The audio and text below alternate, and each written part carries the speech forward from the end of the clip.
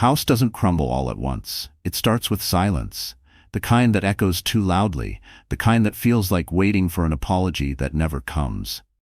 For weeks, Marissa said nothing. Not when he came home late with lipstick on his collar.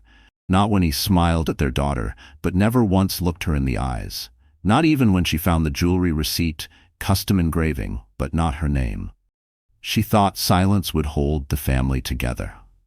She thought shielding the kids from the truth would save them from breaking. Each night she lay beside him in bed, staring at the ceiling, trying to convince herself that loyalty meant staying quiet, that if she just loved harder, gave more, smiled longer, he would find his way back. And when that didn't work, she blamed herself. Maybe she wasn't enough anymore. Maybe she had let herself fade. Each day was a performance, one where she swallowed suspicions and forced her face into something resembling peace. She told herself it was strength, even as her heart chipped quietly beneath the weight of pretending. But then one night, her son stood up at the dinner table and asked, "Why do you let Dad treat you like this?" It wasn't just a question. It was the moment everything she was protecting started to fall apart. So she did something no one expected. And what happened next? That's the part no one was ready for. Because it wasn't rage that moved her. It was clarity. A realization that silence hadn't saved them, it had only delayed the breaking. Before we dive into today's story, let us know where you're tuning in from.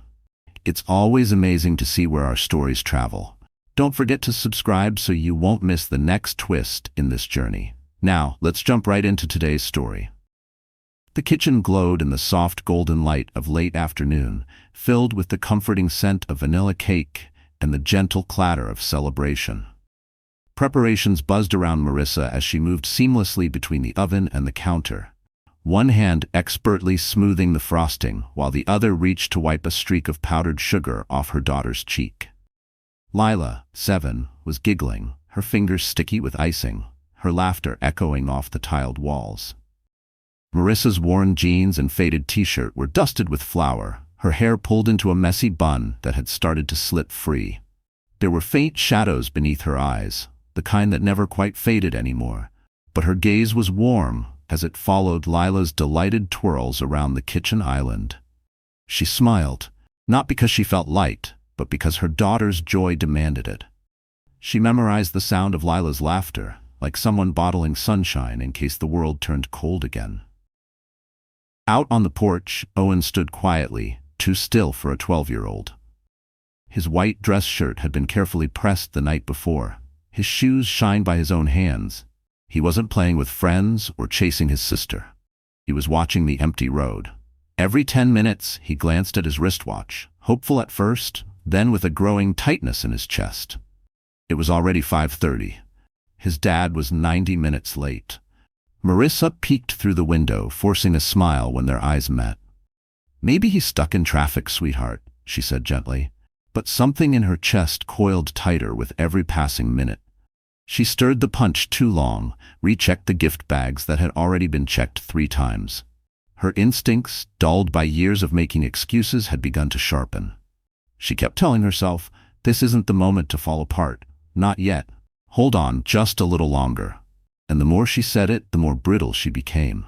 And beneath the mechanical motions, something inside her was unraveling, quietly, invisibly, like a seam torn loose, one thread at a time.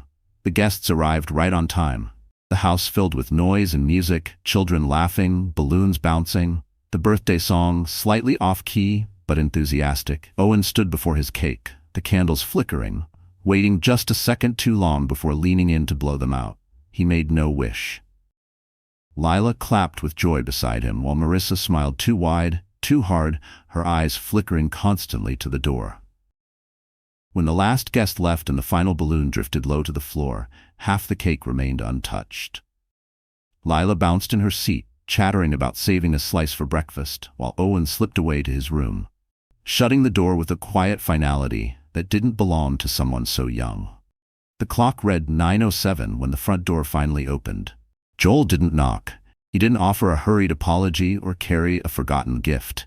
He stepped in like a man arriving home from a long day, as if nothing were amiss. His shirt was rumpled, one sleeve button missing, and his tie hung loose around his neck. There was a perfume lingering on him, floral, faintly citrus, and unfamiliar. Not the fabric softener Marissa always used, not hers. "I'm sorry," he said, voice low, flat. The meeting ran over. No explanation. No glance upstairs to see if Owen had stayed up. Just those words, tossed out like breadcrumbs. Marissa said nothing. She didn't accuse him, didn't ask. Instead, she moved quietly to the table, gathered the remaining cake into a container, and placed it in the fridge. Her motions were precise, restrained, like someone wrapping something delicate before it shattered. She had mastered this, holding things together with quiet hands, even when her heart had long since fractured. She had learned how to move around disappointment the way one moves around glass, carefully, quietly, pretending it was never broken to begin with. The silence settled thick over the room, heavier than the darkness outside. Lila had fallen asleep on the couch, unaware. Joel disappeared into the bathroom, and Marissa stood for a long time in front of the fridge, staring at the small plastic box now holding the cake no one wanted.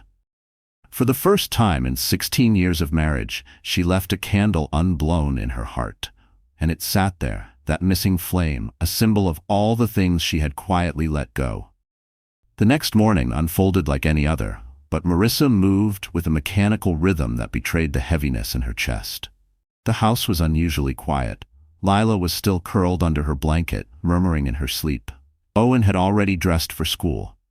The clink of his spoon against the cereal bowl echoed through the kitchen like a metronome of routine. Each sound, each motion was wrapped in the quiet ache of unspoken truths. Marissa stood in the laundry room, folding towels and sorting through the clothes Joel had left in the hamper. Her fingers moved habitually until they brushed against a slip of paper tucked into the breast pocket of the shirt he'd worn the night before. The same shirt that had carried that unfamiliar floral scent. She unfolded the paper. It was a receipt. The crisp white register tape bore the elegant logo of a downtown jewelry store. Her heart stuttered as she read the words printed in black ink, "Silver Infinity Pendant. Custom engraving, to my forever A." Her name didn't start with an A. The breath caught in her throat. For a long moment she just stood there, staring at the note. That store, it was the same place Joel had taken her 5 years ago on their anniversary. Back then he'd given her a silver pendant, simple, classic, with a card that read, "Forever is you." She had worn it every day for nearly 2 years until the clasp broke. She remembered how he had held her hand that day, told her he never wanted to love anyone else, and now it was "To my forever A." Her world didn't shatter all at once. It folded in slowly, painfully, like a letter she didn't want to read, but already knew by heart. Her fingers tightened around the paper until it crumpled. Later that day, Marissa stood in front of the same store, the receipt tucked inside her coat pocket. She had driven there without telling anyone, claiming a quick errand after work. Her hands trembled slightly as she stepped through the doors, the soft chime overhead at odds with the sudden thunder in her chest. The young woman behind the counter greeted her politely. Marissa smiled as naturally as she could manage and pulled out the receipt. "I'm following up on a gift that was ordered recently," she said, her voice calm and friendly. "Just wanted to double-check it was received properly. It was under Joel Winters." The woman typed something into the computer and then nodded. "Yes, it was picked up 2 days ago. A silver infinity pendant, engraved. It was ordered for an Amber Delaney." Amber. The name landed like a shard of glass slicing through something delicate inside her. Marissa nodded slowly. "Thank you," she whispered. She walked out of the store in a daze. The noise of the street was muffled like she was underwater. The world no longer looked familiar. The sidewalks were the same. The city smelled the same, coffee and car exhaust and spring rain, but everything felt wrong, as if reality had shifted by half a degree, just enough to knock her off balance. Amber, and forever. She replayed the words in her mind again and again until they bled into her thoughts like ink in water. That night, the house glowed in soft yellow light. Lila was humming a lullaby to her stuffed rabbit, sitting cross-legged in the living room. Owen was dutifully stacking dishes into the dishwasher. Marissa stood at the sink, staring out the window, her hands clenched into fists at her sides. "Owen," she said gently, not turning around, "can you finish cleaning up tonight? I'm not feeling great." Owen glanced over, his brow furrowing.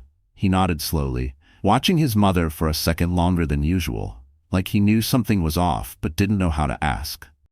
He didn't say a word, just turned back to the dishes with a quiet resolve that broke her heart. Marissa retreated to her room, sat on the edge of the bed, and stared at the soft flicker of the nightlight on the wall. She didn't cry. She didn't scream or tear the receipt into pieces.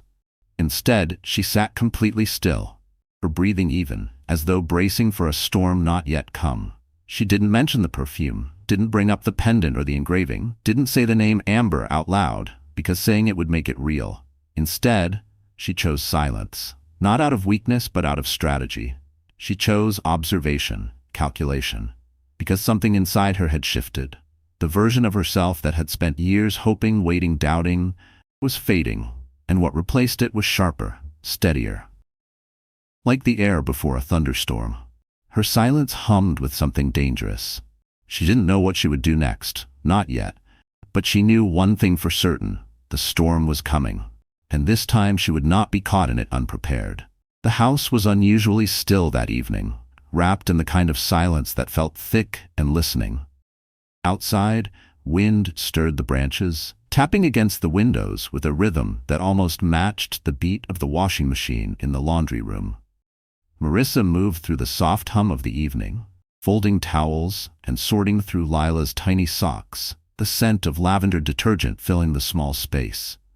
Lila was on the living room floor, legs tucked beneath her, as she focused on coloring a sun with too many rays.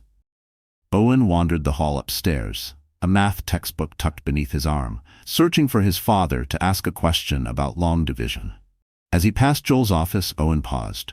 The door was slightly ajar, the low murmur of his father's voice threading through the crack. Owen tilted his head. It wasn't unusual for his dad to be on the phone at night, but something in the tone made him stop. "She's starting to suspect, but don't worry.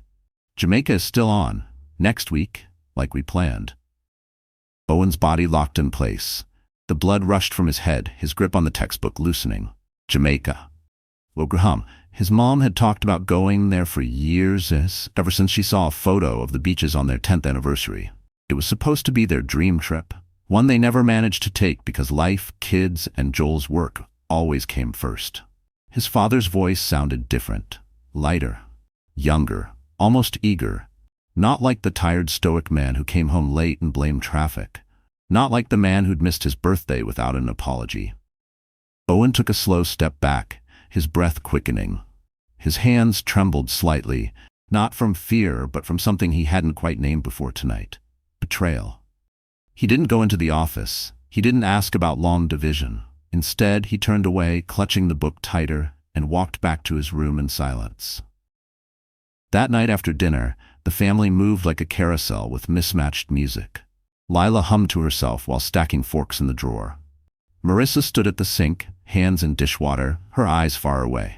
Joel entered the kitchen in a crisp button-down shirt, his hair slightly damp, cologne fresh. "Hey, champ," he said casually, reaching for a glass. Owen didn't look up. He sat at the table, his arms folded, his posture stiff. "Where were you on my birthday?" Joel paused. The glass hovered midair for a second. "I told you. I had a meeting. It ran late." "You're lying," Owen said, without blinking. Marissa turned her head just in time to see Owen lift his chin, defiant, his eyes locked on his father. "I heard you last night. You were talking to someone about Jamaica. You said Mom's starting to suspect. I know what that means. I'm not a baby." Suddenly defensive, "You cheated on Mom," Owen cut in. "You missed my birthday to be with someone else, and then you lied about it. You lied to all of us." Marissa stepped forward, but Owen's voice grew sharper. "I used to think you were good. You always told me to be honest, to respect people. But you're a liar, and I don't want to be anything like you." Joel's jaw tensed, his words trapped behind clenched teeth. Lila peeked from the hallway, her eyes wide, hugging her doll tighter. Without another word, Owen stood, pushed his chair back slowly, and walked past his father. He didn't flinch. He didn't look back. Marissa stood frozen. Part of her wanted to stop Owen, to tell him not to speak that way to his dad. But a louder part, the one buried under months of doubt, felt something else: validation. Later that night, Marissa knocked gently on Owen's door.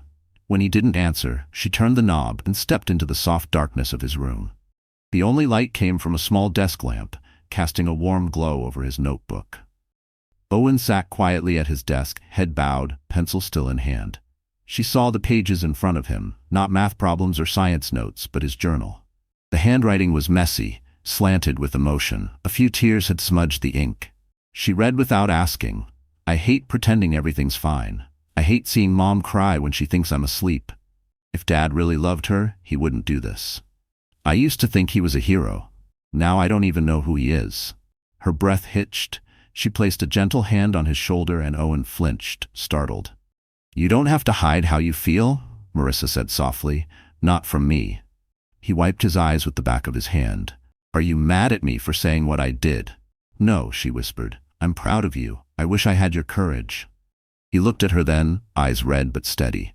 "Are you going to forgive him?" Marissa's gaze dropped to the floor. The question echoed in her bones. "I don't know yet," she admitted. "But I do know this. I'm not going to let anyone keep hurting you, not even your father." For a long time, neither of them spoke. The quiet wrapped around them like a threadbare blanket, fragile but warm. Marissa walked to the bookshelf and picked up a framed photo of Owen and Joel at a baseball game, smiling wide under the sun. She stared at it for a beat, then turned it face down as she tucked Owen into bed. He whispered, "Mom?" "Yes?" "Can we go somewhere? Just us, like a weekend trip?" She nodded. "Yeah, we'll find a place where the three of us can breathe." And in that small, heavy moment, Marissa understood something she hadn't allowed herself to feel before. Her silence, her patience, her choice to protect the children by pretending it hadn't spared them. It had only delayed their pain. Owen had been watching, listening, carrying burdens no child should. He had seen the cracks before she acknowledged them. And now it was no longer just her heart breaking, it was her son's too. But maybe, just maybe, it was also the beginning of something else. The first step toward a truth that could no longer be ignored. It was a gray Thursday afternoon. The kind that draped over the school like a heavy curtain. Rain tapped softly against the windows of the faculty lounge, and Marissa sat alone at a table, red pen in hand, grading a stack of quizzes with quiet intensity. Her students' essays were thoughtful, some even brilliant, but today her focus wavered. Her mind kept drifting to Owen's journal, to his trembling voice, the night he confronted his father, to the gnawing weight she carried alone in her chest. Her phone buzzed beside her elbow, screen flashing with an unknown number. Normally, she would have let it ring out. She wasn't in the mood for robocalls or wrong numbers. But something, an instinct sharpened by weeks of subtle betrayals, urged her to answer. "Hello?" she said cautiously. There was a pause, just long enough to raise the hairs on her arm, and then a calm, measured voice replied. "Are you Joel Winter's wife?" Marissa sat up straighter. "Who is this?" "My name is Kendra Monroe. I used to work with your husband. I'm not calling to cause trouble. I just need 5 minutes of your time." Her voice wasn't combative. It wasn't smug or flirtatious or apologetic. It was steady, almost too steady. Marissa's fingers tightened around her phone. "Why now?" "Because I think you deserve to know the whole story," Kendra said, "and I think I'm one of the few people who can help you see it." They agreed to meet at a small coffee shop tucked between a florist and a bookstore near the school. Marissa had taken her students there once during a holiday reading week. It smelled of cinnamon and old wood, the kind of place where people whispered instead of shouted. When Marissa arrived, Kendra was already seated by the window, a mug of untouched tea in front of her. She stood as Marissa approached, extending a hand with polite hesitation. Kendra was composed, neat and unassuming. Her brown hair was tied into a sleek bun, and she wore a simple navy blazer. There was nothing provocative or performative in her appearance, just the quiet elegance of someone who knew why she was there. "Thank you for coming," Kendra said. Marissa sat down across from her, her back straight, her hands resting on her lap. "You have 5 minutes." Kendra didn't flinch. She reached into her bag and slid a thin folder across the table. "I worked with Joel for 3 years. We were on the same project team at Sterling Financial. There was a time when I admired him. He was sharp, ambitious, funny, but after 2 years, the pressure got to him. There was a period when he was spiraling, burnout. He was drinking, angry, isolating himself." Marissa blinked, startled. She knew Joel had been under stress, but he had never shared the extent of it. I helped him through that, Kendra continued. Not just professionally. I covered for him in meetings. I talked him through panic attacks in the stairwell. I kept him from getting fired more times than I can count. Marissa said nothing, but her stomach turned. She wasn't sure what hurt more, that Joel had spiraled, or that someone else had been there to catch him, and he had never told her. I didn't tell you that to make myself look good, Kendra added quickly, as if sensing her thoughts. I told you because I genuinely believed he was a good man trying to find his way back. That's why I couldn't believe it when I heard the rumors. I thought, no, not Joel. Not after everything. She paused, then lowered her voice. But then I saw them, last week. Him and a woman holding hands outside a hotel, laughing like they had nothing to hide. Her name is Amber Delaney. The name hit Marissa like a shard of ice between her ribs. I didn't want to get involved, Kendra said. I really didn't, but then I remembered the accounts she opened. The folder revealed several printed bank statements. I was part of the internal audit team for a while. Joel had an old client account he insisted on handling personally. No red flags at the time. But recently I looked closer. Transfers, monthly, small enough not to trigger attention, but regular.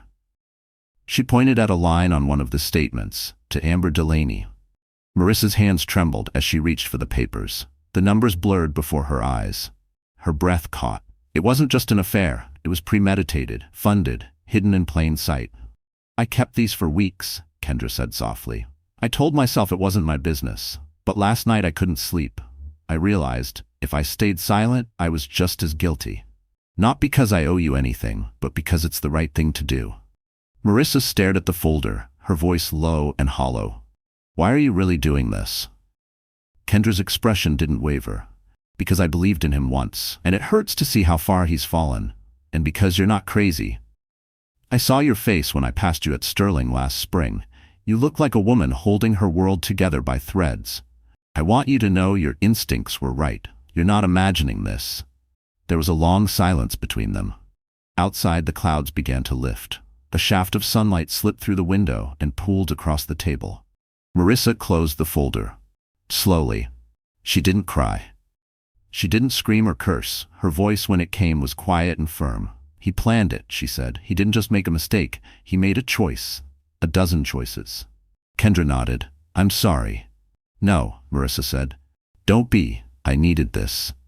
And for the first time in weeks, maybe months, Marissa felt something new stir inside her. It wasn't rage. It wasn't grief. It was clarity. She wasn't crazy. She wasn't overreacting. And now she wasn't alone. As she gathered the folder and slipped it into her bag, she looked at Kendra one last time. You didn't come here to destroy him, Marissa said. You came here to give me a light switch in a dark room. Kendra's lips curved into a soft, almost sad smile. Then I hope you flip it. When Marissa walked out of the coffee shop, the rain had stopped. The street still glistened, but the sky had shifted. Lighter now, less oppressive. She pulled her coat tighter around her and exhaled a breath she hadn't realized she'd been holding. There would be more questions, more pain. But the fog was lifting. And now that she could see clearly, she wasn't afraid of what came next. The sun had already begun its slow descent when Marissa turned off the main road and onto the narrow lane that led to Irene Winter's home. The northern suburbs were quieter, more rural, wrapped in autumn's fading gold. Towering pine trees lined the gravel drive like silent sentinels, their shadows long and wavering across her windshield. She pulled the car to a stop in front of the old house, its wide porch framed by ivy and creaking wood. Smoke curled from the chimney. The windows glowed a soft amber against the approaching dusk. Marissa didn't move. Her fingers tightened around the steering wheel. The folder Kendra had given her lay untouched on the passenger seat. For a full minute, she just sat there, frozen not by the cold, but by the uncertainty of what waited on the other side of that door. She hadn't called ahead, she hadn't warned Irene, and for the first time, she wasn't sure if the woman who had once called her daughter would still see her that way. Finally, with a breath that trembled as it left her chest, Marissa grabbed the folder and stepped out into the crisp air. Her boots crunched against the gravel. She climbed the steps, hesitated, then knocked softly. The door opened almost immediately. "Marissa?"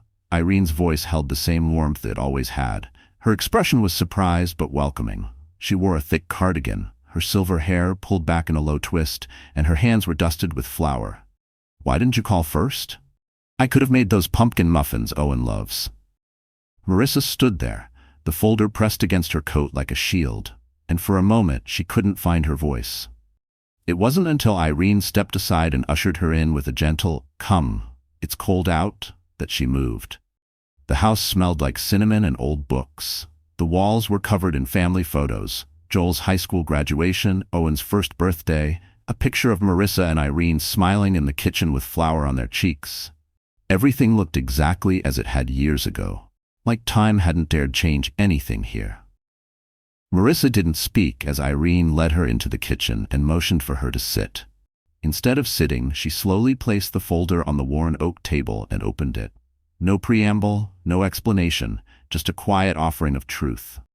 Irene's smile faded as she reached for the documents. She adjusted her glasses and began to read, one page then another. Her eyes narrowed. Her hands didn't shake, but her face shifted, first in confusion, then realization, then something harder to define. When she reached the final page, her lips pressed into a thin, unwavering line. She didn't ask questions. She didn't protest. Her voice, when it came, was no longer soft. "He's my son," she said, carefully placing the papers back into the folder. "But if he abandoned his family for something so cheap, so shallow, then he's no longer the man I raised." Marissa's breath hitched. She hadn't expected anger. She hadn't even expected sympathy. But this quiet, unwavering solidarity, it cracked something inside her. She looked down, blinking fast, her fingers clutching the edge of the table. "I didn't know who else to turn to," she admitted, her voice raw. "I didn't even know if you'd believe me." Irene reached across the table and placed her hand over Marissa's.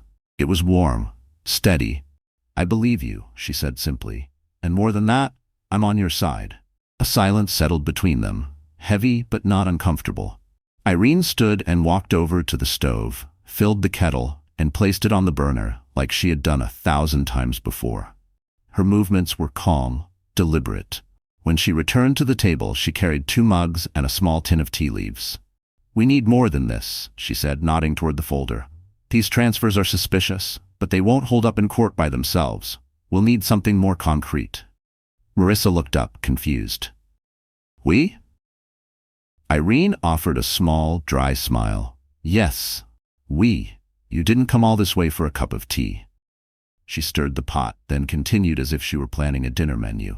"I'll invite him over, say I want to talk, share a meal. He'll come. He always does when he thinks he's got something to prove. I'll ask the right questions, and I'll record everything." Marissa blinked. "You'd do that?" Irene didn't hesitate. "It's not about betrayal. It's about justice. For you, for Owen and Lila. They deserve better than this silence." The teapot whistled softly behind her as if to punctuate her words. Marissa found herself unable to respond right away. It wasn't just the plan, it was the way Irene spoke. Like a general preparing for battle. Calm, tactical, unafraid. "I always thought you'd protect him, no matter what," Marissa admitted quietly. "I would have," Irene said. "But I also raised him to be a man of honor. If he's thrown that away, then he's the one who walked away from me, not the other way around." The tea was poured, the steam curled between them, and just like that, the lines in the sand were drawn. Not between in-laws, not between generations, but between right and wrong. For the first time in months, Marissa felt something lift off her shoulders. Not the burden of betrayal, not the sting of disappointment, but the isolation. The sense of being utterly, completely alone. Irene was choosing the truth, even if it meant choosing it over her own son. And that meant Marissa didn't have to carry this fight by herself anymore. Rain tapped gently against the windows as Marissa folded the last of the laundry, the soft cotton of Lila's pajamas warm from the dryer in her hands. The clock read past 10, and the house was finally quiet, at least on the surface. Downstairs, the kitchen light hummed low, the dishwasher swishing in a steady rhythm. Upstairs, the bedrooms were supposed to be still, but something tugged at Marissa's senses. Something not quite right. Then she heard it. The faint, almost imperceptible sound of tiny feet padding down the hallway carpet. She turned just as a small shadow appeared in the doorway. Leela? Marissa's voice softened as she saw her 7-year-old daughter standing there, bunny pillow clutched tightly in her arms, her eyes glistening like 2 round glass marbles in the dim light. "I can't sleep," Leela whispered, her voice trembling. Marissa knelt down and opened her arms. Without a word, Leela didn't hesitate. She crossed the room and buried herself in her mother's embrace, the bunny pillow squished between them. The child's body was warm and slightly damp from tears she hadn't yet wiped away. Marissa held her tightly, feeling the fragile rise and fall of her chest, her little heartbeat fluttering like a trapped bird. She brushed back the girl's fine hair, tucking it behind her ear. "What's keeping you up, sweetheart?" There was a long pause. Then Leela looked up, her voice barely more than a breath. "Is Daddy gonna leave us?" Marissa felt her stomach drop. Of all the questions, of all the possibilities that had raced through her mind these past weeks, she'd never expected this one to come from Leila's lips. She blinked quickly, but it was too late. Leila had already seen the flicker of pain in her mother's eyes. I thought maybe he was just working a lot," Leila added, her bottom lip trembling. "But he missed Owen's birthday, and he doesn't come home for dinner anymore. And you cry when you think I'm sleeping." The words sliced through Marissa like ice. She opened her mouth, but nothing came out. Her throat burned. Leila's small hand came up to rest on her cheek. "Did I say something wrong?" she asked quietly. "No," Marissa finally managed. "You didn't." There was another pause before Leila whispered, "Owen said Daddy has someone else. I heard him tell his friend. On the phone. I didn't mean to listen, but I did. I asked Mia in class what that means, and she said it's like a new person to love." Marissa didn't move at first. Her breath caught, as if the room had suddenly thinned of oxygen. The hallway, the soft light, the tiny figure clutching a bunny pillow, all of it folded into something too fragile to touch. She hadn't prepared for this. Not for her daughter's voice to be the one to shatter the illusion of protection she'd been building around them like glass. She knelt down and wrapped both arms tightly around Leila, pulling her close until her small frame was pressed against her chest. The child melted into her without hesitation. She couldn't hold back anymore. The tears came, hot and fast, soaking into Leila's hair. They weren't just tears of sorrow, they were tears of failure, of guilt, of all the words she had chosen not to say, believing silence was kindness. And beneath that flood of emotion was a deeper shame, one she hadn't allowed herself to name. The shame of watching her child grow up too soon, because she hadn't been brave enough to speak the truth. "I'm so sorry, baby," Marissa murmured. "I'm sorry you even have to think about things like this." Leila pulled back slightly, just enough to meet her mother's eyes. Her voice quivered. "Is he going to love her more than us?" The question didn't sound like anger. It sounded like surrender, a quiet giving up. "No one will ever love you more than I do," Marissa said through gritted teeth, not from anger, but from the sheer, overwhelming urge to protect. "And no one is ever going to take me away from you. I will always be here. Forever." Leila looked up at her again, this time with a softness that didn't belong on a child's face. It was the kind of look only pain could shape, a knowing, wordless ache. "Okay," she said, nodding slowly. "I won't ask anymore. I just want you." Marissa kissed her forehead. The words felt like stones in her throat. She wanted to promise so much more, to rebuild everything, to shield her from this pain, to undo the weight she had allowed her to carry. But all she could offer was herself. And it didn't feel like enough. She hated that. Hated that her arms weren't wide enough to erase the questions, that her love couldn't undo what Joel had done, or what she herself had failed to prevent. She wished she could promise Leila that everything would go back to normal, that birthdays would be full of joy again, that dinner tables would be loud with laughter and not marked by empty chairs, but she couldn't. All she could offer was presence, arms, truth. After a few minutes, Lila's breath evened out. She drifted to sleep, curled up beside her mother on the bed, still holding her bunny pillow like a life preserver. Marissa stayed there, watching the soft rise and fall of her daughter's chest, listening to the rain, and the sound of her own guilt echoing through the silence. Lila hadn't needed the full truth, but she'd already pieced it together. And worse, she'd chosen not to ask. Not because she didn't care, but because she did.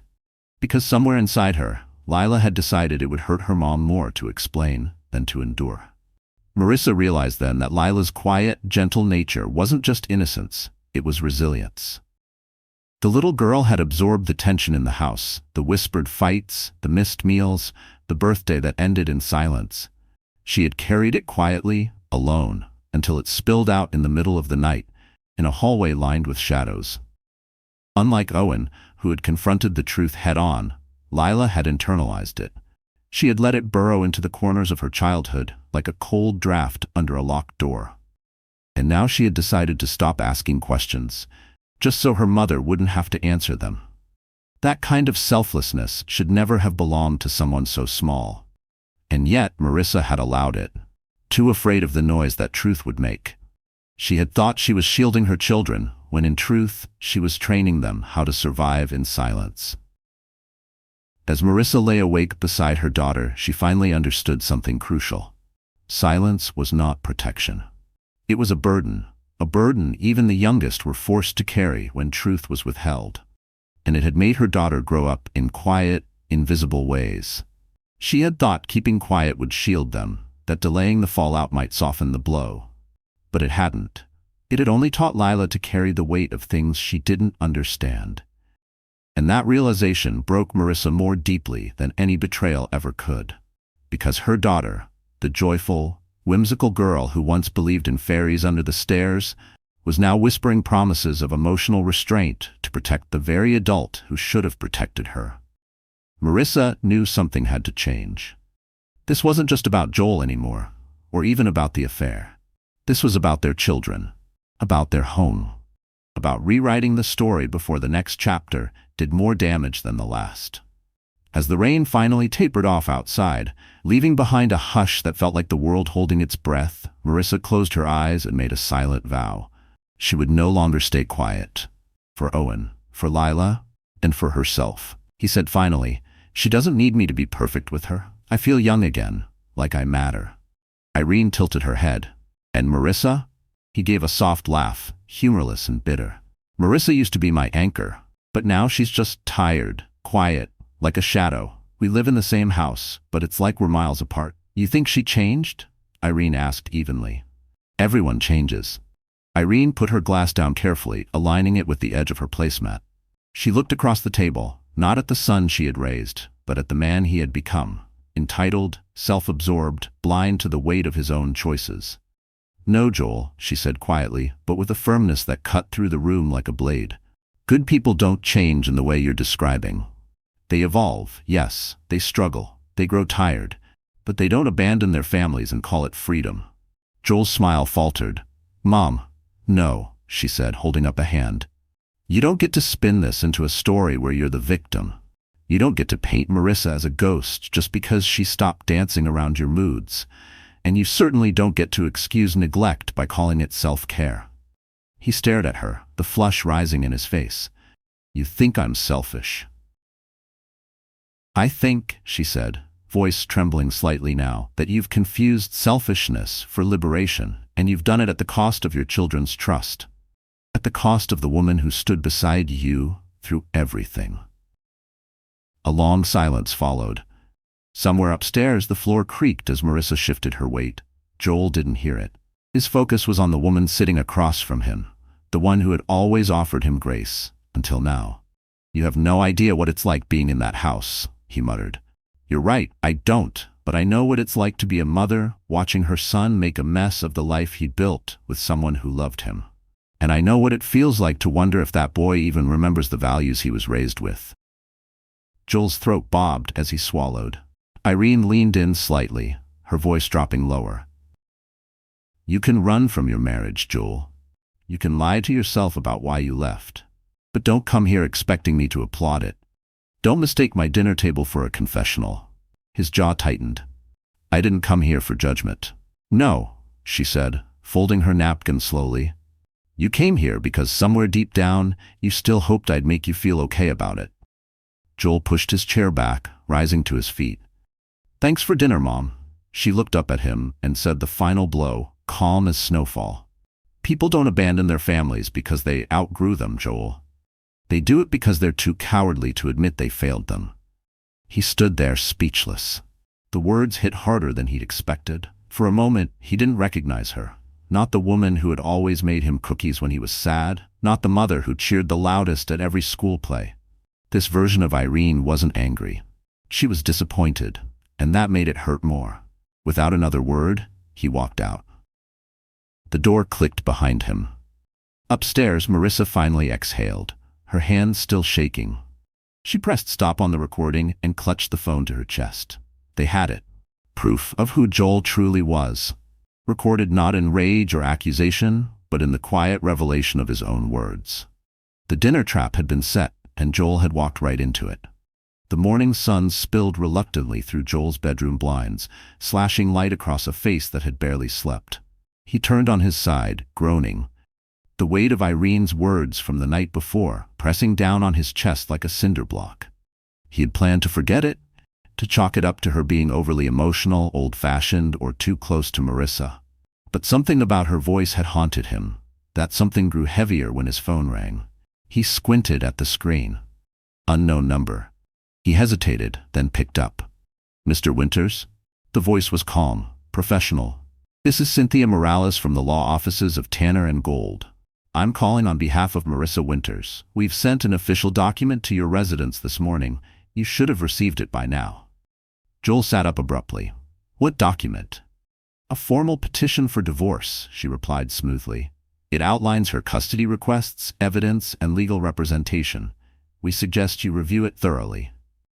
He hung up before she finished. Still half-dressed, Joel stormed toward the front door, yanked it open, and froze. Sitting neatly on the front mat was a small package, wrapped in a neutral gray envelope and sealed with a red tab. His name was printed on the label, in Marissa's handwriting. For a moment, his hands trembled. He yanked it open.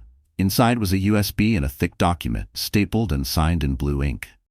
He flipped through it, each line cutting deeper than the last. Primary custody of the children, claims of emotional neglect and infidelity, exhibits, financial records, witness testimony, and he blinked, an audio recording. He shoved the USB into his laptop and hit play. His own voice filled the room. "I just want to live for myself now. She's not exciting anymore. Amber makes me feel young again."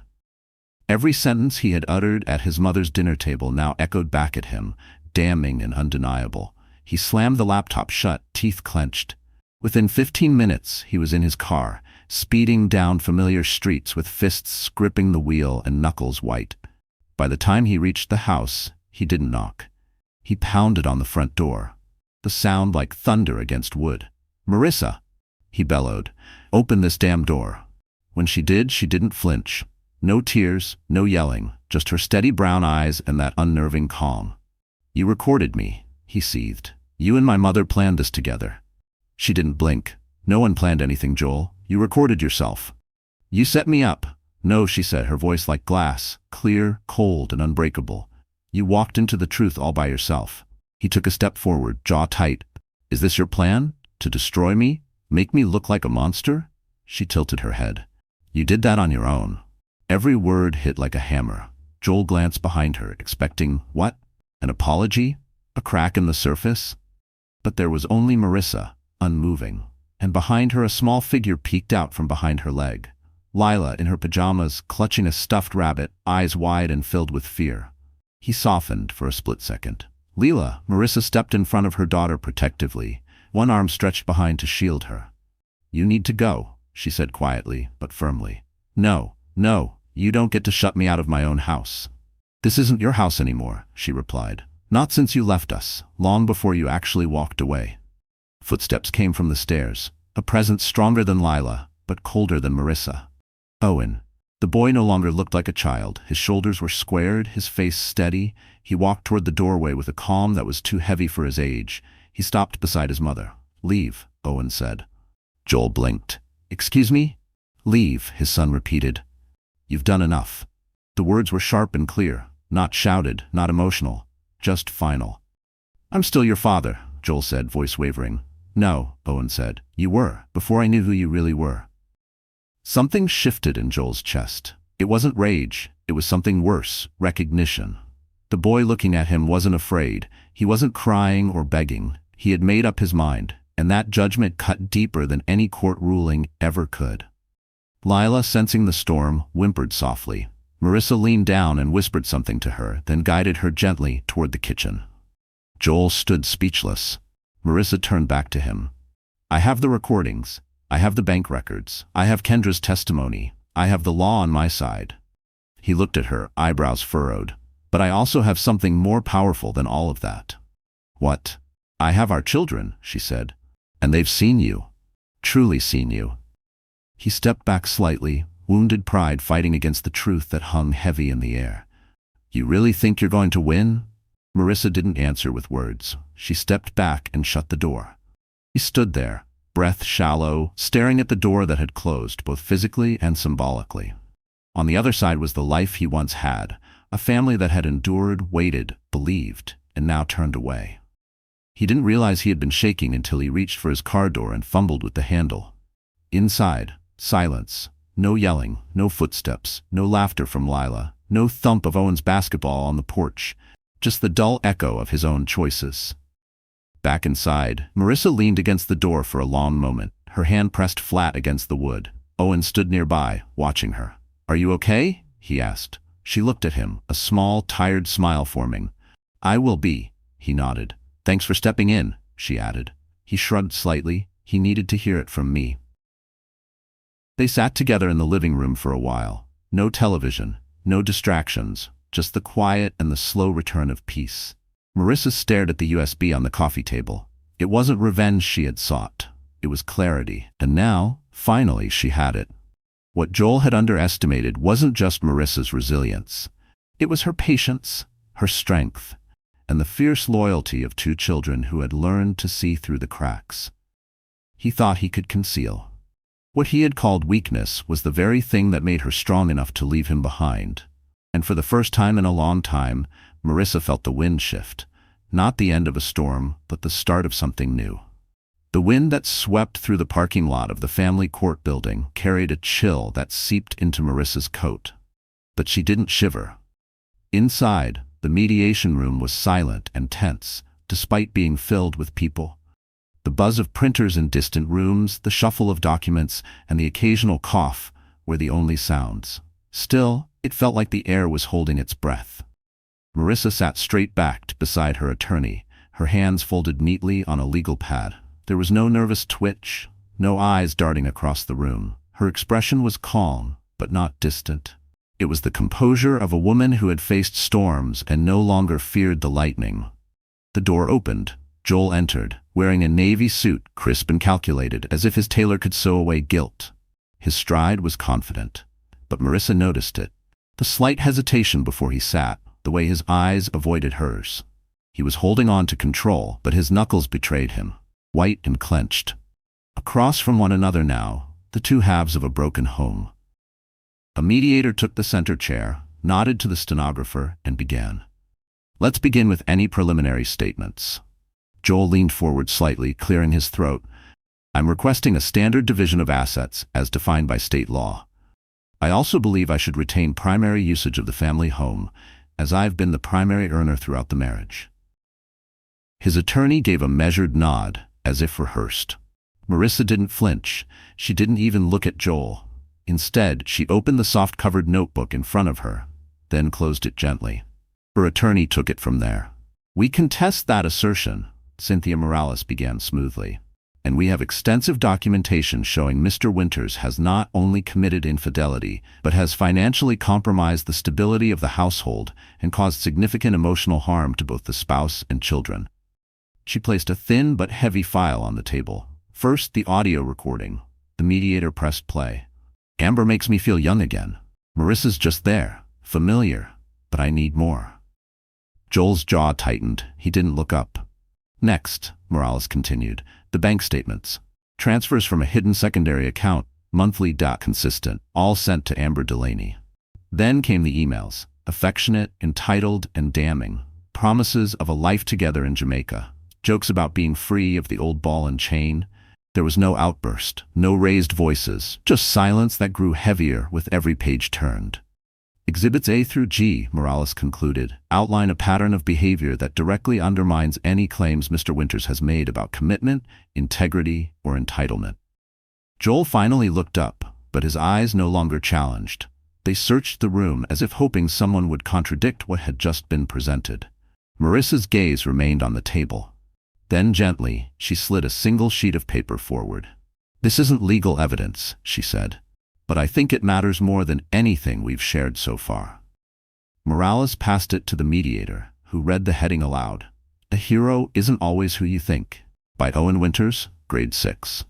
The essay was handwritten in blue ink, the lines slightly slanted, the signature of a boy still learning how to carry truth.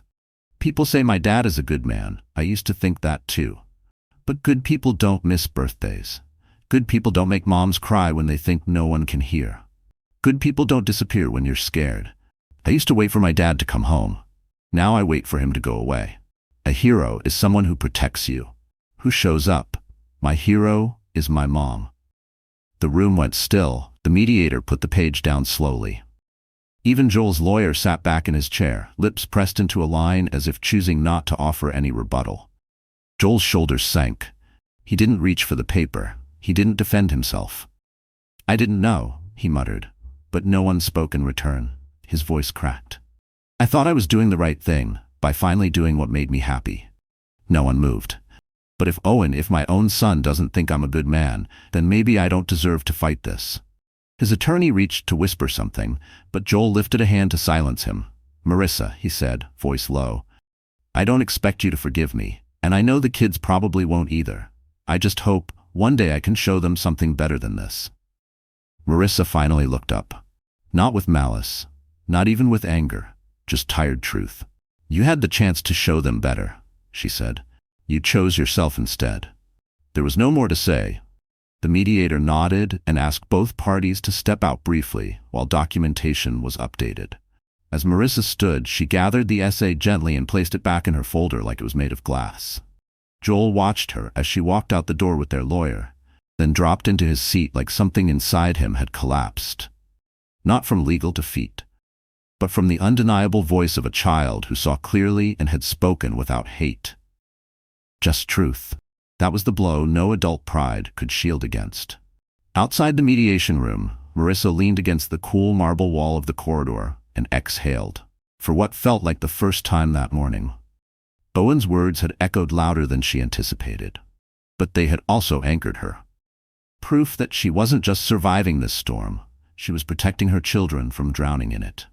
Inside, the gavel of the legal world hadn't yet fallen, but in the heart of a boy, the verdict had already been passed, and that was the only one that mattered. The mediation room had just begun to settle. The damage had been done. Joel sat still, his shoulders drooped from the weight of Owen's words. Marissa remained composed, her gaze firm but quiet. The mediator was preparing to adjourn when the door creaked open. Once again, Irene Winters stepped inside. Her silver hair was pulled back tightly, her tailored coat buttoned high at the collar. In her hand she held a neatly bound folder. Her heels clicked crisply against the tile floor as she walked to the center of the room. Her eyes didn't flicker. She looked directly at her son. "I would like to make a formal statement," she said, her voice calm but commanding. The room hushed. "I, Irene Winters, am here today to declare in the presence of legal counsel and the court representative that I am officially removing Joel Winters from all inheritance, assets, and family trusts previously established by myself or my late husband." Gasps echoed from one side of the table. Joel stiffened, blinking, as if he hadn't heard her right. "I will be transferring all rights and future allocations to Marissa Winters and her children, Owen and Lila, who have shown more dignity, empathy, and strength than the man I raised." Joel shot to his feet, the chair scraping loudly behind him. "You can't do this. I'm your son." Irene didn't blink. "And you are the deepest disappointment of my life." There was no venom in her tone, just clarity. A sorrow so complete it no longer needed to explain itself. Her words were not meant to punish. They were meant to restore something more sacred: honor. "You think this is about betrayal," she continued. "It's not. It's about the choices you made, the lies you told, the children you left behind in spirit long before you left in body." Joel looked around the room, searching for an ally. None remained. His lawyer stared down at his notes. The mediator sat still, expression unreadable. Marissa didn't gloat, didn't smile. She only looked at Irene, and in her eyes, for the first time in what felt like months, there was something soft, something that looked like relief. Joel's hands trembled. "You're siding with her?" Irene looked at him for a long beat. "No, Joel, I'm siding with what's right." There was no malice in her voice, just weariness, a kind of quiet ache that came from a mother forced to reckon with the man her son had become. The silence that followed was not empty. It was full of consequence, of finality, of the echoes of all the things that had gone unsaid for too long. Marissa closed her notebook slowly, as if marking the end of a chapter she hadn't written but had survived. Irene turned to her. "You have a future, Marissa. One not built on silence or sacrifice. Use it." Marissa nodded once, tightly. She didn't cry. Joel stood frozen in place, his mouth slightly parted. But there was nothing left to say. His mother had spoken, and her judgment, unlike the court's, carried a deeper authority. One that reached back through generations. She wasn't cutting ties. She was acknowledging a truth that had already unraveled silently between them. And in that truth there was pain, but also clarity. Outside the room, autumn leaves tumbled across the courthouse steps. A storm hadn't come, it had passed. And left behind only those strong enough to still be standing. 2 months after the mediation, Marissa and the kids moved to a quiet suburb near Lakewood. A place where mornings smelled like maple trees and hope. The house wasn't large, but it had a front porch, a sunlit kitchen, and enough garden space for tomatoes and lavender. It didn't need to be grand. It just needed to be theirs. 1 week later, a wooden sign was hung on the brick storefront downtown. Chapter 2. Books and Community Reading Corner. The name wasn't just clever, it was intentional. A second beginning, born not from forgetting the past, but from choosing to live beyond it. Inside, the shelves were built by Owen's hands, still awkward with the drill, but proud of every screw. Lila picked out the wall color, a soft, warm yellow. "It looks like sunlight," she said with a grin, smeared with blue paint. As Marissa strung fairy lights across the window, she glanced at her daughter. "Do you miss the old house?" Lila shook her head. "Here, I feel like I can breathe." Marissa hesitated. "Do you miss your dad?" The girl's answer came softly. "I try to remember the good things, but it's not easy." The way she said it, gently, without bitterness, carried more maturity than a child her age should have known. The bell above the door jingled for the first time that Saturday morning. A woman in her 70s, with reading glasses and a gentle smile, stepped in and asked about Agatha Christie novels. Marissa made her a cup of Earl Grey and found her a chair by the window. For the next hour, they spoke about books, not pasts. And that was enough. In that quiet, surrounded by paperbacks and soft laughter, Marissa felt something loosen in her chest. Like a breath she didn't realize she'd been holding. There were no grand declarations, no viral blog posts, no revenge tell-alls. Marissa didn't try to rebuild what was broken. She built something entirely new instead. Brick by brick, book by book, breath by breath. And in that quiet act of healing, something remarkable happened. Life moved forward. The leaves had just begun to turn golden when Kendra Monroe returned. She stepped into Chapter 2 on a breezy Thursday afternoon, wearing a navy coat and holding a plain white envelope. "I don't want to stay," she said. "I just came to deliver this. It's from Joel." He didn't have the courage to send it directly. Marissa took the envelope in silence. Later that evening, with the kids doing homework outside under the fading sun, she sat at the kitchen table and opened it. The handwriting was unmistakably Joel's. The words were simple, without flair or excuses. "I don't expect your forgiveness. I don't deserve it. I just want a chance to be a father again. Maybe not today. Maybe not this year. But someday. If Owen wants nothing to do with me, I understand. If Lila asks why I left, I won't lie. But I don't yet know what to say. I just know I won't run anymore. I won't show up unless they want me to. I won't demand anything. I just want to try, the right way, this time." Marissa stared at the letter for a long time, her fingers tracing the edge of the paper. It didn't shake her, it didn't pull her backward. It just sat there, an echo of something broken, and maybe, if time allowed, something that could be rebuilt piece by piece. She didn't cry, she didn't crumble, she simply turned to look out the window, where Lila was reading to a little girl from next door. She slipped the letter into the drawer beside the sink. She wasn't ready to respond. But she also wasn't throwing it away. Some things needed time, not emotion. Later that night, Owen walked into the kitchen holding the letter. "You left it unlocked," he said, eyes scanning hers. "You read it?" "I did." A long pause. "How do you feel about it?" she asked quietly. He looked down at the letter, then back at her. "I haven't forgiven him," Owen said, "but I'll watch. I'll keep notes, because I still want to believe he used to be a good man." Marissa placed a hand on his shoulder. No words followed, but something shifted in the room. Small, steady, and honest. Not forgiveness, not yet, but something close to hope. The house smelled of cinnamon and warm bread, every corner flickering with soft candlelight. It was Christmas Eve. Snow dusted the window panes like powdered sugar. Lila twirled in her red dress, cheeks flushed with joy, while Owen stood by the fireplace holding up a Santa hat. Marissa slipped it onto her head, slightly crooked. Owen grinned, really grinned for the first time in months. "You look ridiculous." "Perfect," she replied, nudging him with her elbow. "The bookstore's opening on Boxing Day, right?" he asked, grabbing a mug of cocoa. "Yes, you promised to help in the children's section." "Only if there's a mystery shelf," Lila giggled, and Marissa joined in. The sound wasn't loud, but it filled the room with something sacred.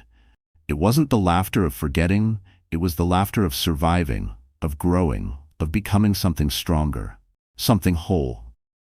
Later that night, Marissa set up the tablet for a video call. Irene appeared, framed by a glowing Christmas tree and wrapped in a deep red sweater. "Marissa," she said, voice steady but warm, "you are the kind of woman this family is proud to have. Thank you for not giving up on those kids, for holding on to your values when it would have been easier to let go." Marissa didn't speak. She only smiled, eyes glossy, glancing down at Owen and Lila curled beside her. Then, quietly, Owen looked up. His voice was low but sure. "I think I get it now, Mom." She turned to him. "Happiness doesn't come from things being perfect," he said. "It comes from being brave enough to write the next chapter anyway." The room fell silent, not with sadness, but with weight. The kind of silence that wraps around you when something important is said. Marissa reached for his hand. Lila leaned in. In that moment, no one was healed completely, but no one was broken beyond repair either. Marissa stepped onto the porch later that night, mug in hand, breath fogging in the cold. The stars blinked above the snow-covered trees, silent witnesses to everything she'd lost and everything she was building. There was no anger left in her, just gratitude, just quiet, and a truth she could finally believe in. Peace is possible, not because the world is kind, but because we choose to be. And in choosing kindness, in choosing truth again, we begin again. Sometimes, the quietest strength lies not in grand victories, but in the choice to rebuild after everything falls apart. Healing isn't loud, it's the slow, deliberate act of standing back up, of choosing grace when bitterness seems easier. Life will bruise us, people may fail us, but our worth is not measured by how others treat us, only by how we respond, with integrity, with courage, with unwavering truth. Dear friend, life often tests us in the quietest ways. Not with thunderous storms, but with slow erosion. A skipped glance, a missing apology, a heart quietly breaking behind closed doors. And yet, like Marissa, we endure. We rebuild.